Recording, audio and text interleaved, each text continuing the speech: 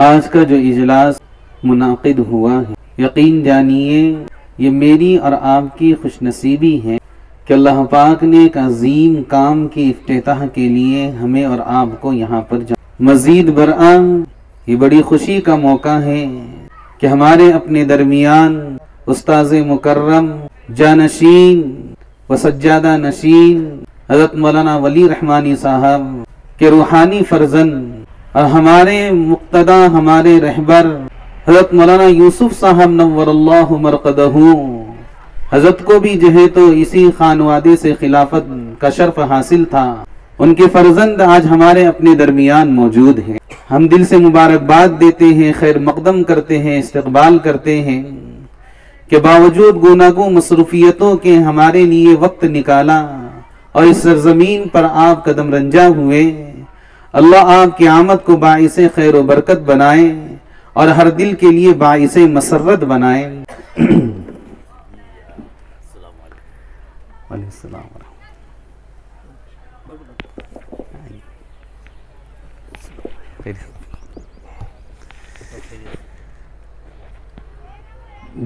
جس مقصد کے لیے ہم اور آپ یہاں جمع ہوئے، ہمیں پتہ ہے، ہم میں سے ہر ایک نے سیرت کا یہ پہلو پڑھا ہے اور سمجھا ہے کہ میرے اور آپ کے آقا جناب رسول اللہ صلی اللہ علیہ وسلم نے جب دنیا میں آنکھ کھولی، آپ یتیم نہیں بلکہ در یتیم تھے کہ دنیا میں آنے سے پہلے ہی آپ کے سر سے جو ہے تو آپ کے والد کا سایہ اٹھ گیا، اور اللہ نے دنیا کو بتایا کہ کوئی کسی کے پروان چڑھنے میں اور کسی کے ترقی کرنے میں کوئی والد کا محتاج نہیں ہوتا، بلکہ اللہ اپنی قدرت سے، اپنی مشیت سے، اپنی مرضی سے ان کا ایک نظام قائم کر دیتے ہیں کہ اللہ کے نبی پاک صلی اللہ علیہ وسلم خود یتیم تھے، اور یتیمی کے درد کو جو نبی نے سمجھا ہے وہ ہم اور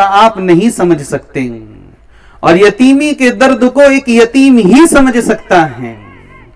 اللہ کے نبی پاک صلی اللہ علیہ وسلم نے اپنی پوری زندگی یتیموں کی دستگیری کی، انہیں اپنے سے قریب کیا، انہیں عزت و اکرام عطا کیا، ان کی ضرورتوں کا خیال رکھا۔ ایک دفعہ تو آپ فرما رہے ہیں انا وکافل الیتیم کہاتین واشار باصبعیہ السبابۃ والوسطی، کہ نبی علیہ السلام فرما رہے ہیں کہ میں اور یتیم کی کفالت کرنے والا جنت میں اس طرح ہوں گے جس طرح کہ یہ دو انگلیاں ہیں، اور حضور پاک صلی اللہ علیہ وسلم نے اپنی درمیانی اور شہادت کی انگلی سے اشارہ کر کے بتایا۔ اس کا مطلب یہ ہے کہ جیسے یہ دونوں انگلیاں آپس میں ایک دوسرے سے جڑی ہوئی ہیں، قریب ہیں، ایک کو دوسرے کا پڑوس نصیب ہے، ایسے ہی یتیم کی کفالت کرنے والے کے لیے اللہ کے نبی پاک صلی اللہ علیہ وسلم کا قرب جنت میں نصیب ہوگا، اللہ کے نبی علیہ السلام کا پڑوس نصیب ہوگا۔ آپ نے کہا کہ جو یتیم کے سر پر سے ہاتھ پھیر دیں، اس کے ہاتھ کے نیچے جتنے بال آئیں گے اللہ ہر بال کے بدلے میں اس کو ایک نیکی عطا کریں گے۔ آپ نے کہا کہ خوشحال ہے وہ گھر جس گھر میں کوئی یتیم پرورش پاتا ہے۔ اللہ کے نبی صلی اللہ علیہ وسلم اس درجے حساس تھے، اور آپ نے امت کو اس درجے حساسیت کا سبق دیا۔ ملتا ہے سیرت میں کہ اگر آپ کی یہ تعلیم تھی کہ اگر بچے کھیل رہے ہیں اور آپ اپنے بچے کو پکارنا چاہتے ہو تو حکم یہ دیا کہ نام لے کر پکارو، بیٹا کہہ کر مت پکارو۔ ممکن ہے کہ ان بچوں میں کوئی یتیم بھی ہو، اگر تم اپنی بیٹے کو بیٹا کہہ کر پکارو گے، اس یتیم کے کانوں کے اندر آواز پڑے گی، اس کا دل دکھ جائے گا، اے کاش کہ میرے والد بھی ہوتے تو وہ بھی مجھے بیٹا کہہ کر پکارتے۔ ہم جس مقصد کے تحت یہاں جمع ہوئے ہیں وہ یہ ہے کہ جو ہے تو جامعہ یوسفیہ للبنان، دار الیتامہ للبنان، اس کے قیام کو عمل میں لانے کے لیے ہم یہاں جمع ہوئے۔ جن حالات سے ہم اور آپ دوچار ہیں، یہ وقت اور حالات کا تقاضا ہے کہ ایسی پناہ گاہیں قائم کی جائیں جو ہمارے اپنی بچوں اور بچیوں کے لیے اسلامک پناہ گاہیں ہوں۔ حضرت مولانا مناظر حسن گیلانی رحمتullah علیہ نے آج سے تقریباً 50 سال پہلے آپ نے کہا تھا کہ مدارس اور مکاتب یہ تو اپنی جگہ اہمیت رکھتے ہی ہیں، لیکن اس کے ساتھ ساتھ اسلامی قیام گاہوں کا قیام بھی ضروری ہے، تاکہ جو بچے اگر مدارس اور مکاتب کے اندر نہیں ہیں لیکن وہ اسکول کے نظام سے اگر جڑ رہے ہیں تو ان کے لیے کم از کم اسلامی پناہ گاہیں ہوں، جہاں وہ اسلامی تعلیم و تربیت اور اسلامی کلچر اور اسلامی تہذیب کو سیکھ سکے اور عملی طور پہ اپنی زندگی میں لا سکے۔ اور لاک ڈاؤن کے بعد کا جو زمانہ ہے، ہم سب کے سامنے مناظر ہیں کہ کتنے سروں سے بات کا سایہ اٹھ گیا ہے، اور پہلے کے بالمقابل آج ایسے اداروں کی اور زیادہ ضرورت ہے تاکہ ہماری اپنی بچیاں جو بے سہارا ہیں اور جو ہے تو بے یار و مددگار ہیں، ہمارے اپنی قوم ان کے لیے ایک سہارے کا ذریعہ بنے۔ وقت نہیں ہے، حضرات علماء کرام موجود ہیں، وہ بتائیں گے، ہم علماء سے رجوع کریں تو پتہ چلے گا کہ ایسی کارگزاریاں ہیں۔ صرف ایک مثال دے کر میں اپنی بات کو سمیٹتا ہوں، وہ یہ حضرت مولانا مفتی خلیل صاحب ناندیڑ، آج سے تقریباً ہم نے شاید 12 یا 15 سال پہلے مالیگاؤں کے اندر سنا تھا، حضرت نے ایک بات کہی تھی کہ عیسائی مشنریاں جو کام کر رہی ہیں، انہوں نے اپنے دین کی تبلیغ اور ترویج کا جو میدان اور جو طریقہ اپنایا ہے، اس میں ایک تو دواخانے ہیں، ہاسپٹل ہیں، اور دوسرے تعلیم گاہیں ہیں، اور تیسرا جو انہوں نے چیز اپنائی تھی وہ یہ کہ یتیم بچوں اور بچیوں کو گود لینا۔ انہوں نے ایسے ادارے قائم کیے کہ جہاں پر جو بچے اور بچیاں بے سہارا ہوتی ہے، سرکاری دواخانوں میں اور پرائیویٹ دواخانوں میں باقاعدہ ان کے نمائندے ہوتے ہیں کہ جو بچیوں کی پرورش نہیں کر سکتے وہ ان سے گزارش کر کے ان بچیوں کو اپنی کفالت میں لے لیتے ہیں، اور ایسے سینٹر انہوں نے بنائے ہیں جہاں پر ان بچیوں کی پرورش ہوتی ہے، وہ پروان چڑھتی ہے کہ پیدا تو ایک مسلم گھر کے اندر ہوئی تھی لیکن عیسائی معاشرے کے اندر وہ یتیم بچی پرورش پا کر جب ہوش سنبھالتی ہے تو وہ اپنے آپ کو عیسائی سمجھتی ہے، اور وہ ان کے کہے کے مطابق عمل کرتی ہے، اور وہ اپنی مشنری اپنے مشن کے اندر انہیں استعمال کرتے ہیں۔ تو یہ تو ایک دور کی چیز ہے، تو اس لیے یہ وقت کی ضرورت ہے۔ اللہ جزائے خیر دے حضرت مفتی شاہ نواز صاحب دامت برکاتہم کو کہ حضرت نے فکر کی اور کڑن اور درد اور تڑپ تھی دل میں کہ اللہ پاک ہم سے ہم رہیں نہ رہیں لیکن ہمارے لیے صدقے جاریہ کے طور پر ایک ایسے ادارے، ایک ایسی اسلامک پناہ گاہ کا قیام عمل میں آ جائے تاکہ ایسے دیہاتوں میں، شہروں میں جہاں کہیں بھی ایسی بچیاں ہیں ہم انہیں جو ہے تو اس پناہ گاہ کے اندر لائیں، ان کی تعلیم، ان کی تربیت، انہیں دینی تعلیم سے آراستہ کرے، ان کا مستقبل سنوارنے کی فکر کرے۔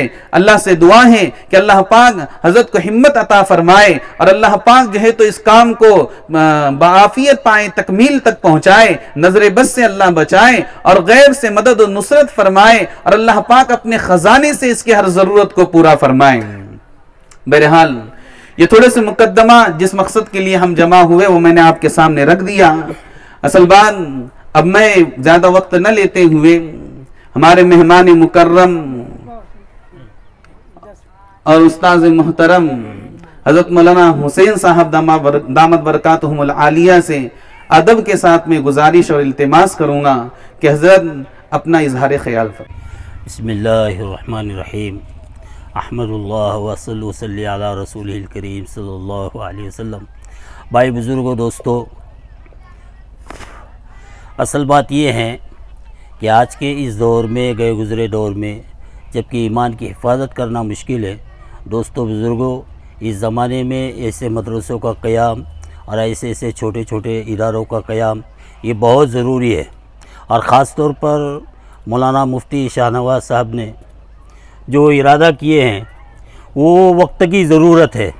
وقت کی ضرورت اس طرح کہ آج ہم سن رہے، اخباروں میں پڑھتے ہیں اور حالات بھی دیکھ رہے ہیں ہم لوگ کہ ہماری یہ مسلم لڑکیاں بہت ساری یہ بیچاری مرتد ہو رہی ہیں اور غیروں کے ساتھ جا رہی ہے، اور اس میں ان لڑکیوں کا قصور بہت کم ہے، اس سے زیادہ قصور ہمارے اپنے ان لڑکیوں کے ماں باپ کا، والدین کا ہے۔ تو اس کے لیے یہ بہت ضروری ہے کہ ہماری لڑکیوں کے اندر دینی تعلیم کا شعور ہو، دین کا احساس پیدا ہو جاوے اور وہ دین کو سمجھنے والے بنے، اپنے اللہ کو، اپنے پالنہار کو پہچاننے والے بنے اور حضور پاک صلی اللہ علیہ وسلم کی سنتوں پر عمل پیرا ہو، تو بہت ممکن ہے کہ انشاءاللہ اسی تعلیم گاہوں سے انشاءاللہ بڑا فائدہ ہوگا اور ہماری نسلوں کی حفاظت ہوگی، کیونکہ ویسے بھی گورنمنٹ اور سرکار کے کارندے اور بہت ساری شدت پسند تنظیمیں یہ چرچا کر رہی ہے اور یہ باقاعدہ پروپیگنڈا ان کا چل رہا ہے کہ کسی طریقے سے مسلمان لڑکیوں کو اور مسلمان خاندانوں کو دین سے، ان کے مذہب سے پھیر کر یہ ارتداد کی طرف لوٹایا جائے۔ تو میں تو یہی کہوں گا کہ ایسے دور میں جیسے کہ حضرت ابوبکر صدیق رضی اللہ عنہ کے دور میں حضور پاک صلی اللہ علیہ وسلم کی وصال کے بعد ایک واقعہ پیدا ہوا، ایک واقعہ آیا کہ لوگوں نے زکوٰۃ کا انکار کر دیا، تو اس وقت حضرت ابوبکر صدیق رضی اللہ عنہ تک بھی بات پہنچی، تو آپ بڑے نرم مزاج تھے اور بڑے خلیق اور ملنسار طبیعت کے مالک تھے اور بہت زیادہ نرمی مزاج میں تھی، لیکن دین کی جب بات آئی تو آپ نے بڑا تاریخی جملہ فرمایا تھا، ردۃ ولا ابا بکر اللہ، کیا ارتداد پیدا ہو جائے اور ابو بکر زندہ ہو؟ یہ ہو نہیں سکتا کہ ابو بکر کے ہوتے ہوئے ارتداد کو ہوا ملے اور ارتداد کی ہوا پھیلنے لگے۔ تو اس کے لیے اس زمانے میں آج بہت ضروری ہے کہ ہماری مسلم لڑکیوں کو، میں تو چاہتا ہوں ایک مشورہ حضرت کو مولانا شاہ نواز کو یہ بھی دیا ہوتا کہ دارالیتامہ نہ کرتے ہوئے بس دارالنساء یا للبنات کر دیتے تو یہ زیادہ مناسب ہوتا، تاکہ مخیر حضرات بھی جو استعداد رکھنے والے حضرات ہیں وہ بھی اپنی بچیوں کو داخل کرتے، نہ کہ صرف یتامہ کا مطلب ہوتا ہے یتیم بچے۔ تو اب یتیم سے تو مسئلہ یہ ہوگا کہ پھر وہ جو نادار ہے بالکل، جن کو ماں باپ نہیں ہے یا جو بہت سوسائٹی میں گئے گزرے ہیں بیچارے، وہی داخل کرے گے، اور اگر للبنات ہو تو میں سمجھتا ہوں کہ پھر عام تعلیم ہوگی اور عام دعوت ہوگی تو انشاءاللہ اس سے بڑا فائدہ بھی ہوگا۔ تو اللہ تعالیٰ اس محنت کو قبول فرمائے اور اس افتتاح کو بھی قبول فرمائے، اور اللہ تعالیٰ ہم سب کو اس کام میں جڑنے کی اور اس کام سے فائدہ اٹھانے کی توفیق نصیب فرمائے۔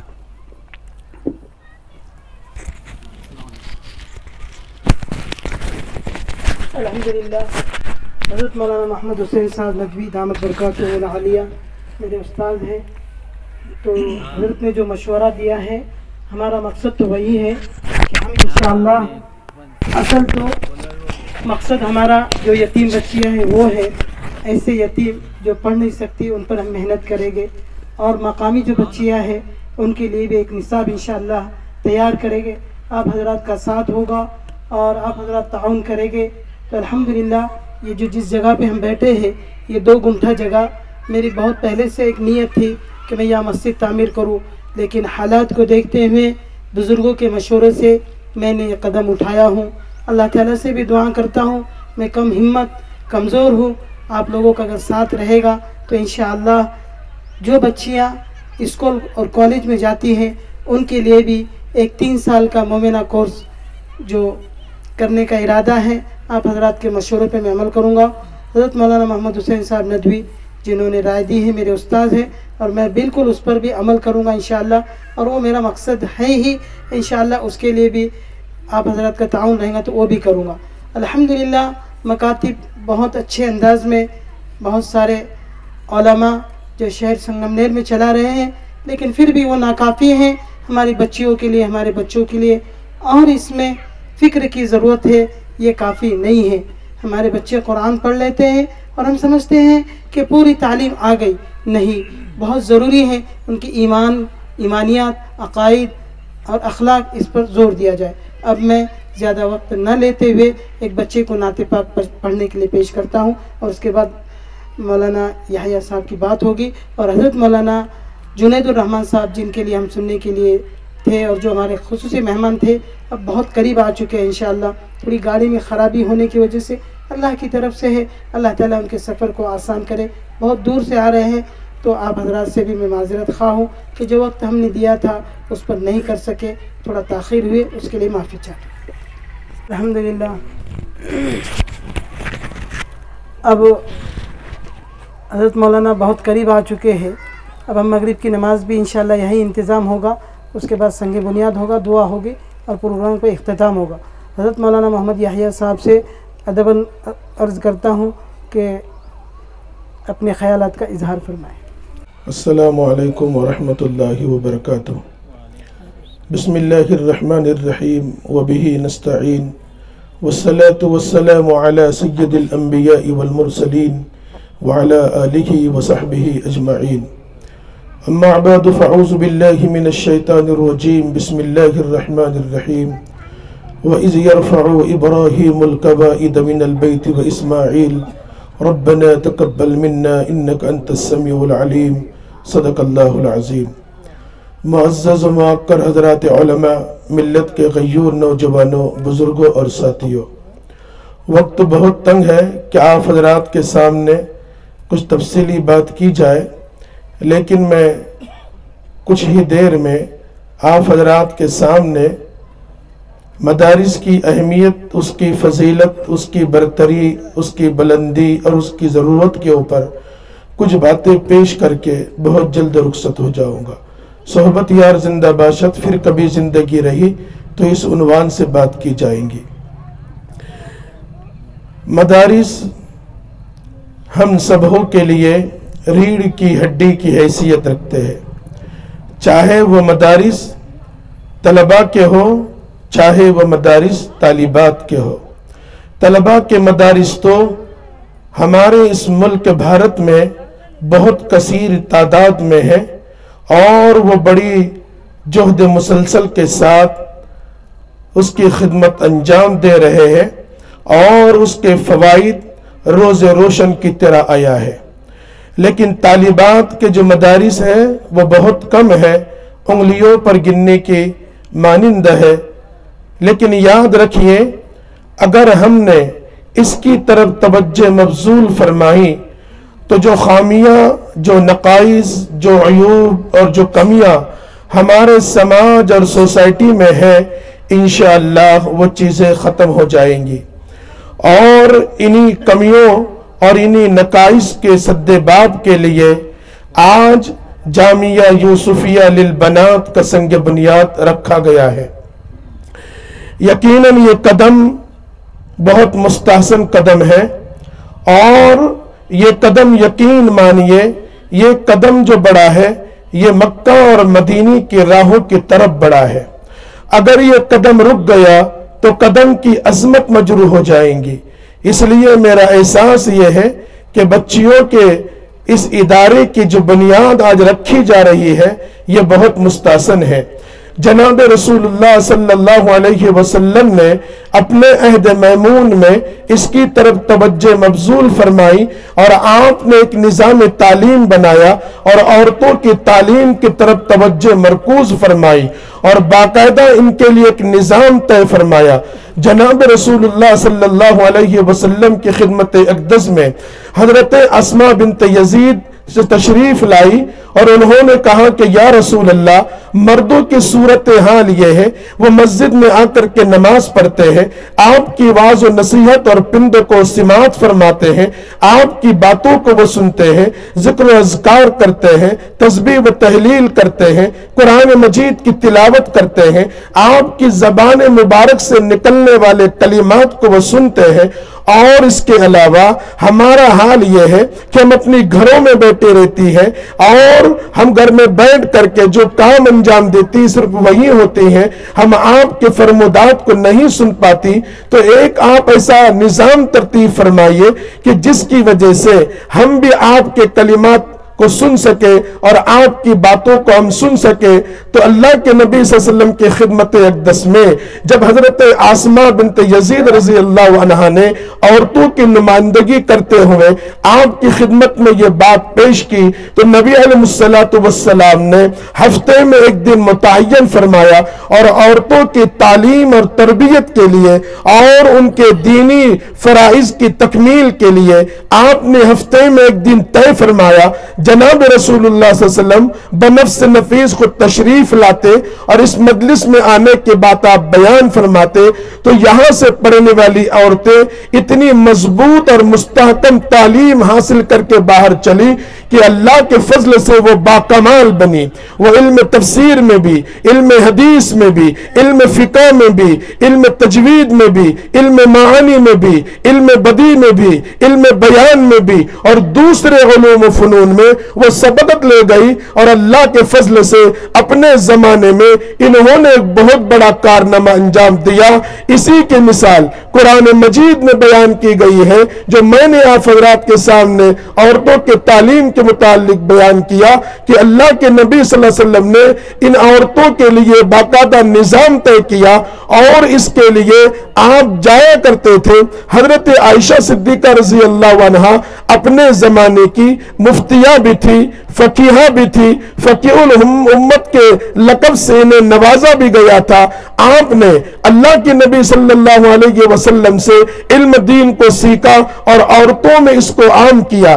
اللہ کے نبی صلی اللہ علیہ وسلم کی متعدد ازدواج اور عام کے نکاح کی یہی سبب و علت تھی کہ اس کے ذریعے دین کا امتداد ہو، دین کا پھیلاؤ ہو. وہ عورتیں جو بنفس نفیس سرکار سے کچھ سوالات نہیں کر سکتی، وہ امہات المؤمنین سے اس کے سوالات کریں گی اور ان سوالات کو کرنے کے بعد وہ عورتوں میں اس کو عام کریں گی. اس لیے آپ نے متعدد نکاح فرمائے. یہ موضوع الگ ہے، صحبت یار زندہ باشد پھر کبھی زندگی رہی تو اس عنوان پر بولا جائے گا. لیکن متعدد نکاح کی وجہ اور سبب اور علت یہی تھی کہ عورتوں میں دین پھیلے اور دین کی بات پہنچائی جائے. حضرت عائشہ صدیقہ رضی اللہ عنہا یہ پڑھنا بالکل جانتی تھی. حضرت ام سلمہ بھی پڑھنا جانتی تھی، یہ دونوں حافظہ بھی تھی. حضرت حفصہ رضی اللہ عنہا یہ بھی حافظہ تھی، لیکن یہ پڑھنا اور لکھنا دونوں جانتی تھی. حضرت عائشہ اور ام سلمہ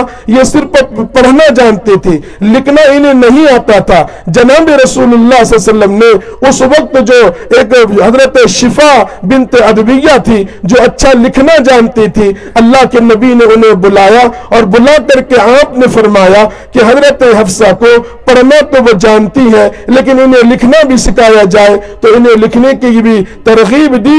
انہوں نے حضرت حفصہ کو بالکل تعلیم دی اور انہوں نے لکھنا اور پڑھنا بھی جانا.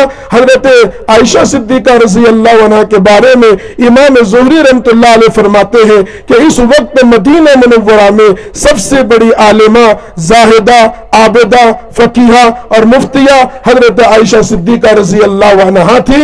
مسروق بن اجدہ رحمۃ اللہ علیہ فرماتے ہیں کہ یہ صورتحال مدینہ کی تھی کہ بڑے بڑے صحابہ اگر کوئی مسئلہ نہیں سمجھتا تھا خصوصاً فرائض یعنی وراثت کے بارے میں تو حضرت عائشہ سے رجوع فرماتے تھے اور حضرت عائشہ صدیقہ رضی اللہ عنہا اس کے جوابات وہ دیا کرتے تھے. حضرت عثمان غنی اور حضرت عمر بن خطاب رضی اللہ عنہ کے زمانے میں حضرت عائشہ صدیقہ رضی اللہ عنہا مرجع خلائق رہی. لوگ دور دور سے آتے تھے اور ان سے فتاوی پوچھا کرتے تھے.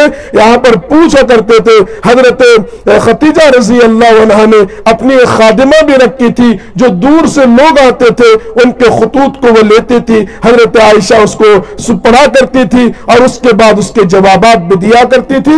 تو یہ لڑکیوں کے مدرسے کی تعلیم یہ کوئی نہیں ہے. ہمارے ذہن و دماغ میں یہ بات نہ آ جائے کہ یہ نئی چیز شروع کی جا رہی ہے. اس سے پہلے کبھی اس کا رواج نہیں تھا. یہ جناب رسول اللہ صلی اللہ علیہ وسلم کے زمانے میں رہا اور حضرت آسمہ بنت یزید نے اللہ کے نبی صلی اللہ علیہ وسلم کی خدمت میں جا کر کے عورتوں کی جانب سے انہوں نے اللہ کے نبی کی خدمت میں حاضری کی اور اللہ کے نبی سے باقاعدہ پڑھنے اور پڑھانے کے نصاب کو مرتب کر کے اس کو وہاں پر جاری اور ساری فرمایا. اس زمانے میں حضرت عائشہ صدیقہ کا مدرسہ چلتا تھا، حضرت حفصہ بنت عمر رضی اللہ عنہ کا مدرسہ چلتا تھا، حضرت فاطمہ بنت خطاب رضی اللہ عنہ جو حضرت عمر بن خطاب کی بہن ہے ان کا بھی مدرسہ چلتا تھا. یہ بات تاریخ میں لکھی ہے اور امام بخاری رحمۃ اللہ علیہ نے الادب المفرد میں یہ بات لکھی ہے کہ حضرت فاطمہ بنت خطاب رضی رضی اللہ عنہ کے یہاں ایک معلم تھے اور وہ معلم خباب بن الارت تھے، اور یہاں پر پڑھنے والے صحابہ اور صحابیات بھی آیا کرتے تھے، اور یہاں پر پڑھ کر کے وہ اپنے دین کے معاملے میں اب آگے بڑھا کرتے تھے اور ایک دوسرے سے سبقت لے جایا کرتے تھے۔ تو یہ کوئی نئی چیز نہیں ہے، بڑا مستحسن قدم ہے جو یہاں جامعہ یوسفیہ للبنات کے نام سے آج سنگ بنیاد رکھا جا رہا ہے۔ دعا کرتے ہیں کہ اللہ تعالیٰ اس ادارے کو اللہ رب العالمین مرجع خلائق و انام بنائے، لوگوں کا رجوع فرمائے، اللہ تعالیٰ یہاں سے علم کو خوب عام فرمائے اور لوگوں کے لیے سیکھنے اور سکھانے کا ایک مضبوط اور مستحکم ادارہ بنائے، جس خلوص اللہیت کے ساتھ اس کی بنیاد رکھی گئی ہے۔ اللہ تعالیٰ اس کو قبول فرمائے، اور جس شیخ کی طرف اس کو منسوب کیا گیا ہے اللہ تعالیٰ ان کے خلوص کی برکت سے اس ادارے کو دین دگنی رات چگنی ترقی عطا فرمائے۔ بس ایک بات کہہ کر کے میں اپنی بات کو ختم کرتا ہوں۔ ادارے کے کام جب شروع میں ہوتے ہیں تو لوگ بڑے خلوص اللہیت کے ساتھ کام کرتے ہیں، لیکن جب وہ پروان چڑھ جاتا ہے، بڑا ہو جاتا ہے، وہ سایہ درخت بن جاتا ہے، تو لوگوں کی مجھے معاف کیجیے گا، میں بڑے ادب کے ساتھ کہتا ہوں لیکن پوری وضاحت کے ساتھ میں یہ بات کہنا چاہتا ہوں کہ ہمارے نیتوں میں فتور آتا ہے، سوچنے اور سمجھنے کے زاویے بدل جاتے ہیں، سوچنے کا ڈھنگ اور طرز ہمارا بدل جاتا ہے، پھر اس میں جو خلوص ہوتا ہے وہ ختم ہوتا ہے، اور اس کے تعلیمی معیار کو بلند کرنے کے بجائے دوسری چیزیں گویا شروع ہو جاتی ہیں۔ اس کو قرآن مجید نے شروع ہی سے ختم کر دیا۔ قرآن کہہ رہا ہے وَإِذْ يَرْفَعُ إِبْرَاهِيمُ الْقَوَائِدَ مِنَ الْبَيْتِ وَإِسْمَاعِيلُ، حضرت ابراہیم علیہ السلام نے جب اللہ کے گھر کی کعبۃ اللہ کی بنیاد رکھی تو یہاں پر اللہ رب العالمین نے حضرت ابراہیم کا تذکرہ پہلے کیا، اور اس کے بعد بہت دیر کے بعد حضرت اسماعیل کا تذکرہ کیا۔ حضرت مفسرین نے، علامہ جوہری نے، علامہ طنطاوی نے، قاضی ثناء اللہ پانی پتی نے، علامہ آلوسی رحمۃ اللہ علیہ نے اس تفسیر کے ضمن میں لکھا ہے کہ کام جو ہے وہ چھوٹے کرتے ہیں، اگرچہ نام بڑوں کا ہوتا ہے، اگر بڑوں کا نام ہو رہا ہے تو چھوٹوں کی ذمہ داری یہ ہے کہ وہ مضبوطی سے اس کام میں لگے رہے اور فوراً بہت جلدی بڑے ہونے کی نہ سوچے، کیونکہ البرکۃ مع اکابرکم، بڑوں کے ساتھ رہنے میں برکت ہوتی ہے۔ اگر کوئی آدمی بڑوں کا یہ نہ سوچے کہ ہم تو کام کر رہے ہیں، محنت ہم کر رہے ہیں، جمع مال ہم کر رہے ہیں، روپے پیسے ہم لا رہے ہیں، ادارے کو پانی ہم دے رہے ہیں اور نام ان کا ہو رہا ہے، قرآن نے پہلے ہی سے ختم کر دیا کہ کام چھوٹے کرتے ہیں، نام بڑوں کا ہوتا ہے۔ اس لیے اگر اللہ رب العالمین نے کسی کے نیک نامی مقدر رکھی ہے تو پھر ہمیں اس طرح کی کوئی حرکت نہیں کرنا چاہیے۔ یہ ادارے بنتے ہیں، بنائے جاتے ہیں، لیکن بعد میں جب خلوص میں کمی ہو جاتی ہے تو اللہ رب العالمین کی جانب سے برکتیں اور رحمتیں ختم ہوتی جاتی ہیں۔ اس لیے میں درخواست کرتا ہوں جن لوگوں نے اس کی بنیاد رکھی، چھوٹے حضرات سے درخواست ہے وہ بالکل پوری محنت کے ساتھ اس میں لگے رہیں، اور اگر بڑوں کا نام ہو رہا ہے اور ان کی واہوائی ہو رہی ہے تو ہمیں کسی قسم کا کوئی اپنے دل میں کوئی خدشہ یا کسی قسم کوئی بات نہیں آنی چاہیے۔ یہ قرآن نے شروع ہی سے کہہ دیا ہے، کام حضرت اسماعیل نے کیا، اللہ نے پہلے حضرت ابراہیم کا تذکرہ کیا۔ اللہ تعالی ہم سبوں کو یہ بے ربط ضبط جملے کہے گئے ہیں اس پر عمل کرنے کی توفیق عطا فرمائے، زندہ رکھے، اسلام پہ زندہ رکھے، اور موت آئے تو ایمان پر ہمارا خاتمہ ہو۔ ربنا تقبل منا انک انت السمیع العلیم وتب علینا انک انت التواب الرحیم۔ حضرت مولانا بالکل قریب آ چکے ہیں، تو حضرات وضو سے نہیں، وضو کر لیں۔ تھوڑا اس طرف آ جائیں۔ روشنی عبد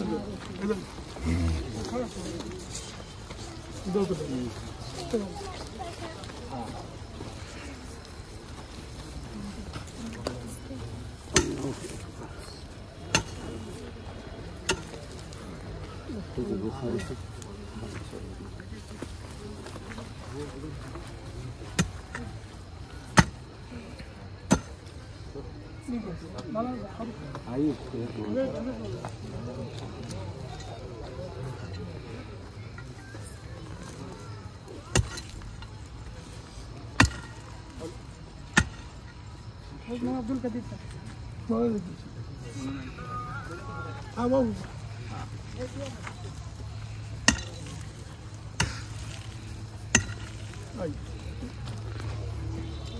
عبد الرشید صاحب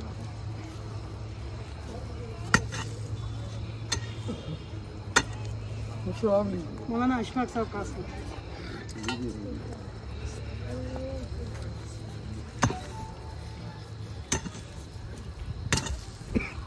میرے ماموں شریف سید.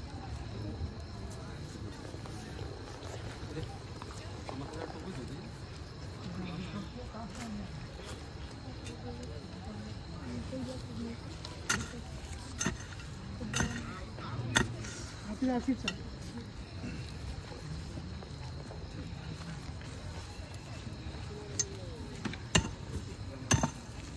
مولانا جمال الدین صاحب ہمارے جی بہت شکریہ.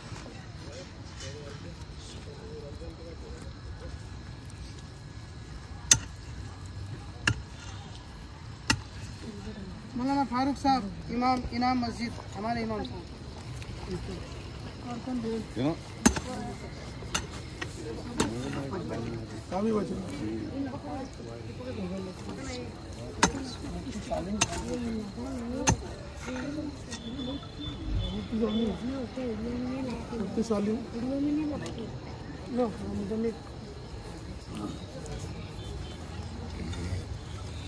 اسماعیل بیکا ہاں سب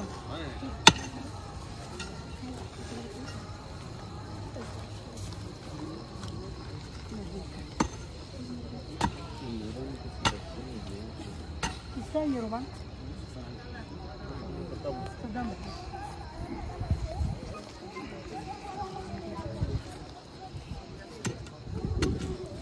واجد پیرو.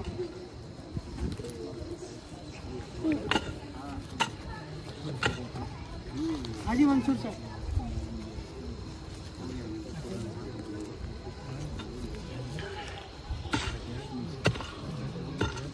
شکیل مامو کا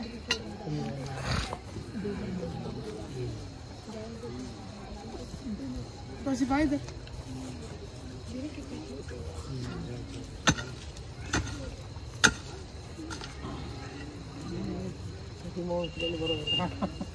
شکیل مامو کا مجاہد بس دعا کرنا. اللہ مفتی صاحب رہ گیا مجھ سے اقرار کرنا. نہیں آ جاؤ اندر ہے تو آپ مقرر ماریے. بابو کا مراد سر کا ہے. مراد سر آ جاؤ سر. بابو کا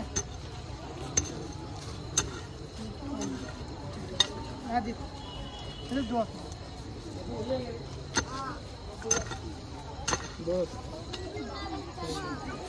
ربنا آتنا في الدنيا حسنة وفي الآخرة حسنة وقنا عذاب النار. أولئك لهم نصيب مما كسبوا والله سريع الحساب. لا إله إلا أنت سبحانك إني كنت من الظالمين.